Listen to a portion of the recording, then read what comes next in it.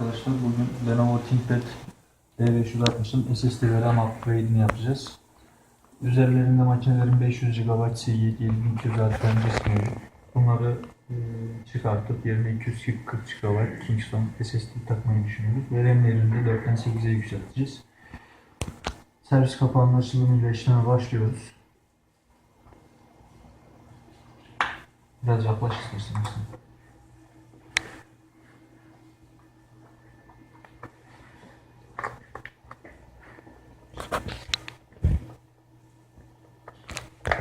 Kapak biraz zor açılıyor ve tırnakları çok. Ondan dolayı dikkatli olmanızı tavsiye ederim. Ortasında falan her yerinde tırnağı var. Özellikle şuradaki iki tırnağı kırdığınızda kapağın bu bölümü havada kalıyor. Ona dikkat etmenizi tavsiye ederim.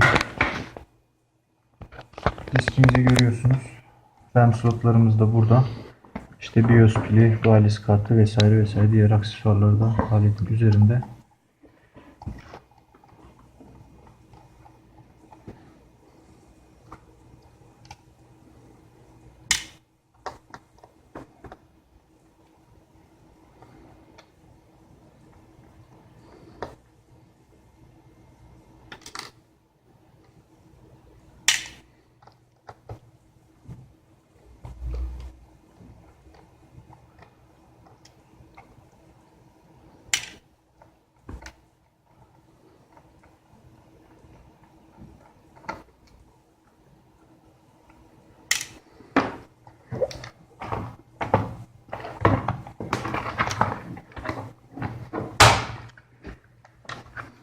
Gördüğünüz gibi arkadaşlar Seagate 500 GB 7200 RPM sabit disk bilgisayarın üzerinde mevcut.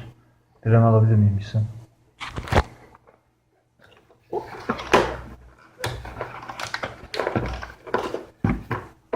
Üzerinde Hynix 4 GB RAM var. DDR4 4 GB Hynix RAM var. Bu RAM'in yerine biz DDR4 Kingston takacağız.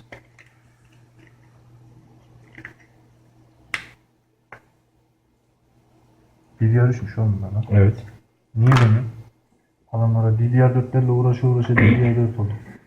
Gördüğünüz gibi 8 GB 1600 MHz DDR3 Kingston RAM'imizi birinci slota takıyoruz.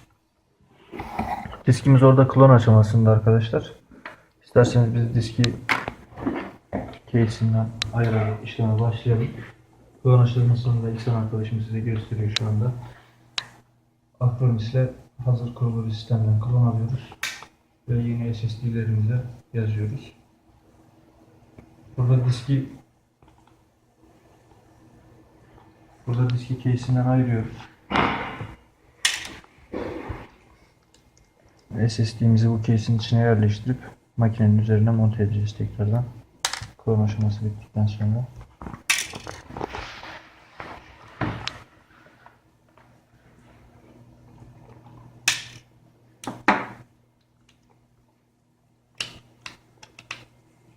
Gördüğünüz gibi diskimizi case'inden çıkardık. İstersen videoyu durdur. Evet arkadaşlar. SSD'mizin klon işlemi bitti. Şimdi SSD'mizi case'e yerleştireceğiz. Ve case'i makineye monte edeceğiz. Seri numarası yapıştır adetinize. Evet. Disklerin üzerinde seri numarası yok arkadaşlar da. Biz sistemden bunları takip etmek için kendi seri numaralarımız var. Onlardan bir tane yapıştırıyoruz.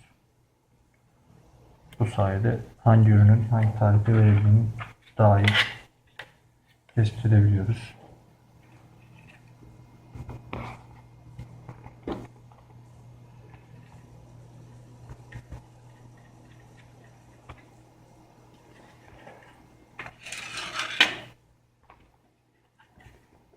Anavidanımızın da mıknatısı bitmiş. Yeni almıştın ama ne ara bittiniz lan? Sorun. İşte şuradan yedeğimi takayım da bari. Demokraside. Çareler tükenmez. Yani.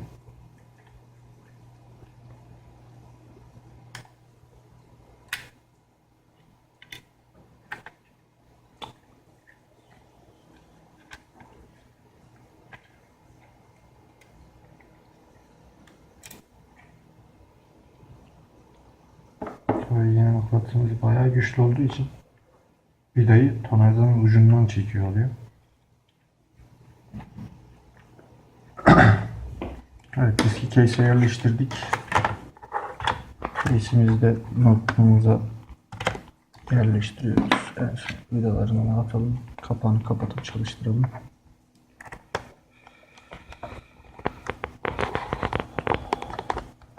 Bir kanal açalım dedik YouTube'da da. Ayıptır söylemesi 71 kuruşumuz olmuş. Çoktandır da video çekmiyorduk. Dedik hazır böyle bir iş geldi. Bunu bizi takip etmeyen arkadaşlarımızla paylaşalım istedik.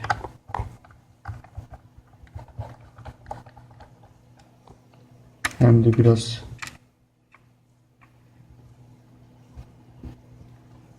ne? İhsan. Hem Türkiye'ye yeni gelen cihazları sizlere tanıtmak, RAM upgrade'lerini, kutu açılımlarını, gerekli özelliklerini sizlere aktarabilmekti amacımız. Her zaman elimize yeni cihazlar, Türkiye'de olmayan birçok cihaz gelmektedir.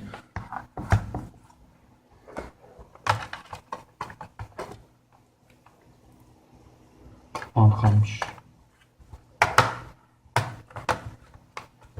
Ve son X260 yapmıştık Evet. video olarak. Güzel makineydi. Kullanışlı makine, hani sizlere öneririm yani o makineyi alabilecek kişilere. Biraz pahalı ama gerçekten kullanışlı bir makine.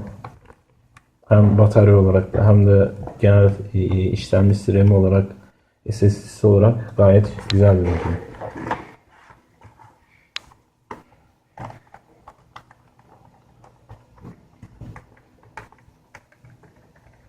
Arkadaşlar vidaları sıkmakla bitmiyor.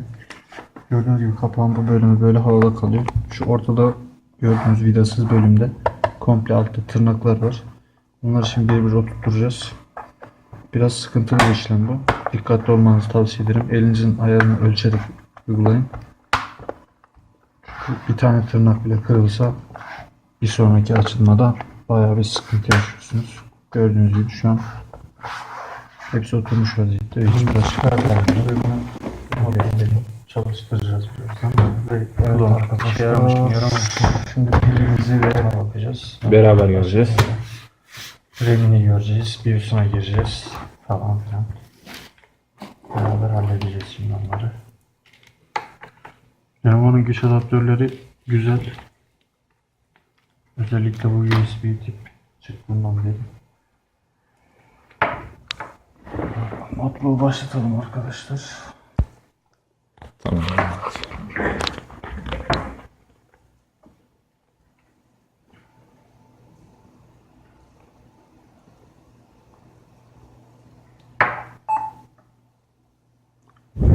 Gördüğünüz gibi arkadaşlar 8192 yani 8 GB RAM'imiz yüklendi. Vesaire vesaire diyorum. Buradan geçiyorum hemen. BIOS'una giremeden Windows'umuz başladı.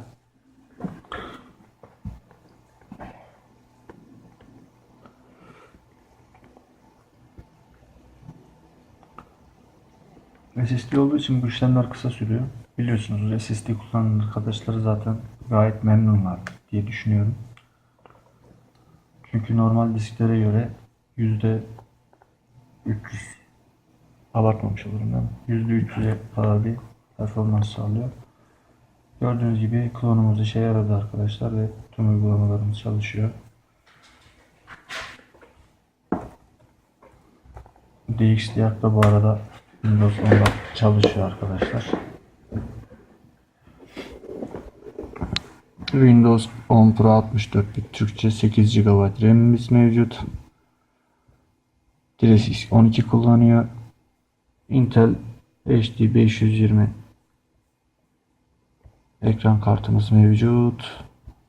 Vesaire vesaire. Geri kalan birim çok da önemli değil. Buradan çıkıyoruz arkadaşlar. Bizi takip etmeye ve kanalımıza abone olmayı unutmayın lütfen. Çünkü sizlere ihtiyacımız var. Abone sayımız çok düşük bu aralar. Bizi izlediğiniz için teşekkür ederiz. Diğer videolarımızda görüşmek üzere. Hoşçakalın.